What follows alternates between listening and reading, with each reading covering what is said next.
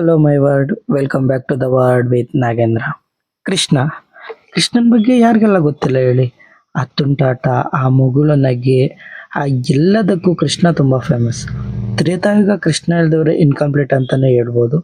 ಅಂಥ ಶ್ರೀಕೃಷ್ಣನ ಕೊನೆಯ ಟೈಮ್ ಹೇಗಿತ್ತು, ಅದಾದ್ಮೇಲೆ ಏನೆಲ್ಲ ಆಯಿತು, ಅದರಿಂದ ನಡೆದಂತಹ ಒಂದು ವಿಸ್ಮಯನ ಇವತ್ತಿನ ವಿಡಿಯೋದಲ್ಲಿ ತಿಳ್ಕೊಳ್ಳೋಣ. ಸ್ಕಂದ ಪುರಾಣ ಮತ್ತೆ ಬ್ರಹ್ಮಪುರಾಣಗಳ ಪ್ರಕಾರ ಸ್ವಯಂ ಶ್ರೀಕೃಷ್ಣನೂ ಕೂಡ ವಿಧಿಲಿಖಿತಕ್ಕೆ ಒಳಗಾಗಬೇಕಾಗತ್ತೆ.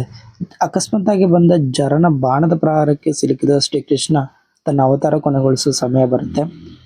ನಂತರ ಶ್ರೀಕೃಷ್ಣನ ಅಂತ್ಯಕ್ರಿಯೆ ಅಲ್ಲೇ ನಡೆಯುತ್ತೆ. ಅವನ ದೇಹ ಪೂರ್ತಿ ಬೆಂಕಿಯಲ್ಲಿ ಲೀನವಾಗುತ್ತೆ, ಆದರೆ ಅವನ ಹೃದಯ ಮಾತ್ರ ಯಾವುದೇ ರೀತಿ ಬೆಂಕಿಗೆ ಆಹುತಿ ಆಗಿರೋದಿಲ್ಲ. ಅದನ್ನ ನೋಡಿದಂಥವರು ಅದರ ಕೃಷ್ಣನ ಹೃದಯವನ್ನು ಒಂದು ಮರದ ಹಲಗೆಗೆ ಕಟ್ಟಿ ಹೊಳೆಯಲ್ಲಿ ತೇಲಿ ಬಿಡ್ತಾರೆ.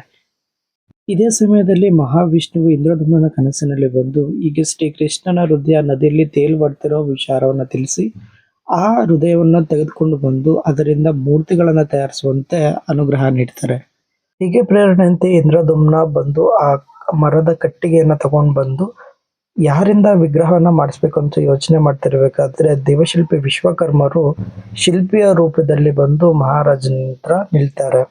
ಆಗ ಇಂದ್ರಧುಮ್ನ ವಿಶ್ವಕರ್ಮರಲ್ಲಿ ಜಗನ್ನಾಥನ ಒಂದು ಮೂರ್ತಿ ಮಾಡೋದಕ್ಕೆ ಕೇಳ್ಕೊಂತಾರೆ. ಅದಕ್ಕೆ ಒಪ್ಪಿದ ವಿಶ್ವಕರ್ಮರು ಒಂದಷ್ಟು ಷರತ್ತುಗಳನ್ನ ವಿಧಿಸ್ತಾರೆ. ಅವು, ನಾನು 21 ದಿನಗಳ ಕಾಲ ವಿಗ್ರಹ ತಯಾರು ಮಾಡೋದಕ್ಕೆ ಸಮಯ ತಗೊಂತೀನಿ. ಈ ಸಮಯದಲ್ಲಿ ನನಗೆ ಯಾವುದೇ ರೀತಿ ಅನ್ನ ಆಹಾರಗಳು ಬೇಕಾಗಿರೋದಿಲ್ಲ. ಮಧ್ಯದಲ್ಲಿ ಯಾರು ಬಂದು ನನಗೆ ತೊಂದರೆ ಮಾಡಬಾರ್ದು ಅಂತ ಹೇಳಿ ಷರತ್ತನ್ನು ವಿಧಿಸ್ತಾರೆ. ಅದಕ್ಕೆ ಮಹಾರಾಜ ಕೂಡ ಒಪ್ಕೊಂತಾರೆ. ನಂತರ ಮೂರ್ತಿ ನಿರ್ಮಾಣದ ಕಾರ್ಯ ಮುಂದುವರಿಯುತ್ತೆ. ಹೀಗೆ 14 ದಿನ ಕಳೆದು 15ನೇ ದಿನಕ್ಕೆ ಕಾಲಿಡ್ತಾರೆ. ವಿಶ್ವಕರ್ಮರ ಕೊಠಡಿಯಿಂದ ಯಾವುದೇ ರೀತಿ ಶಬ್ದ ಬರ್ತಿರೋದಿಲ್ಲ. ಇದರಿಂದ ಆತಂಕಗೊಂಡಂತಹ ಇಂದ್ರಧುಮ್ನ ಅಚಾನಕ್ಕಾಗಿ ಹೋಗಿ ಆ ಕೋಣೆಯ ಬಾಗಿಲನ್ನ ತೆಗ್ಬಿಡ್ತಾರೆ. ಇದರಿಂದ ಷರತ್ತನ್ನ ಮೀರಿದಂತಾಗಿ ವಿಶ್ವಕರ್ಮರು ಅಲ್ಲಿಂದ ಮಾಯ ಆಗ್ಬಿಡ್ತಾರೆ.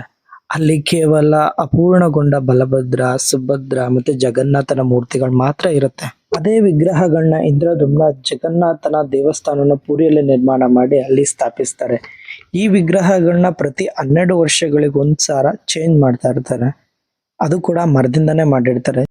ಈ ವಿಶೇಷ ಪುರಿ ಜಗನ್ನಾಥ ದೇವಸ್ಥಾನ ಇಂದಿಗೂ ಕೂಡ ವಿಜ್ಞಾನಕ್ಕೆ ಅತಿ ಹೆಚ್ಚು ಸವಾಲಾಗಿ ನಿಂತಿದೆ. ಅವ್ರು ಇದುವರೆಗೂ ಕೂಡ ಬಗೆಹರಿಸಕ್ಕಾಗಿಲ್ಲ.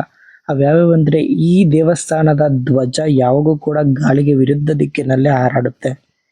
ದೇವಸ್ಥಾನದ ಗರ್ಭಗುಡಿ ಮೇಲಿರೋ ಈ ಚಕ್ರ ಯಾವುದೇ ದಿಕ್ಕಿನಿಂದ ನಾವು ನೋಡಿದ್ರು ನಮಗೆ ಅಭಿಮುಖವಾಗಿ ಕಾಣುತ್ತೆ. ಜೊತೆಗೆ ಪುರಿ ಜಗನ್ನಾಥ ದೇವಸ್ಥಾನದ ಮೇಲೆ ಯಾವುದೇ ರೀತಿ ಪಕ್ಷಿಗಳ ಹಾರಾಟ ಇರೋದಿಲ್ಲ. ಈ ದೇವಸ್ಥಾನದ ನೆರಳು ಯಾವುದೇ ಕಾರಣಕ್ಕೂ ಭೂಮಿ ಮೇಲೆ ಬೀಳೋದಿಲ್ಲ. ನಾವು ಅದನ್ನ ನೋಡೋ ಕೂಡ ಆಗೋದಿಲ್ಲ. ಈ ಜೀವಂತ ಜಗನ್ನಾಥನ ಭಕ್ತರು ಅಪರಿಮಿತ ಅಂತಾನೆ ಹೇಳ್ಬೋದು. ಈ ಜಗನ್ನಾಥರಿಗೆ ಪುರಿಯಲ್ಲಿ ಪ್ರತಿ ವರ್ಷ ರಥಯಾತ್ರೆ ನಡೆಯುತ್ತೆ. ಇದು ವಿಶ್ವದಲ್ಲೇ ಅತಿ ದೊಡ್ಡ ರಥಯಾತ್ರೆ ಅನ್ನೋ ಪ್ರಖ್ಯಾತಿ ಒಳಗೊಂಡಿದೆ. ಈ ರಥೋತ್ಸವಕ್ಕೆ ಮುಂಚೆ ಬಲರಾಮ, ಸುಭದ್ರ ಮತ್ತು ಜಗನ್ನಾಥರಿಗೆ ಸ್ನಾನ ಮಾಡಿಸ್ತಾರೆ. ಈ ಸ್ನಾನದ ನಂತರ ಜಗನ್ನಾಥರು ಅನಾರೋಗ್ಯಕ್ಕೊಳಗಾಗ್ತಾರೆ. ನಂತರ ಅವರನ್ನ ದೇವಸ್ಥಾನದ ಆಡಳಿತ ಮಂಡಳಿಯಿಂದ ಚಿಕಿತ್ಸೆಗೆ ಒಳಪಡಿಸ್ತಾರೆ. ಈ ಟೈಮಲ್ಲಿ ಅವರು ಚೆಕ್ ಮಾಡ್ತಾ ಇರ್ಬೇಕಾದ್ರೆ ಅವರಿಗೆ ಹಾರ್ಟ್ ಬೀಟ್ ಎಲ್ಲ ಕೇಳಿಸುತ್ತೆ. ಈ ವಿಶೇಷ ರಥಯಾತ್ರೆಗೆ ಪ್ರತಿ ವರ್ಷ ಕೂಡ ಹೊಸದಾಗಿ ರಥನ ನಿರ್ಮಾಣ ಮಾಡ್ತಾರೆ. ಅದರ ಒಂದಷ್ಟು ತುಣುಕು ಇಲ್ಲಿದೆ ನೋಡಿ.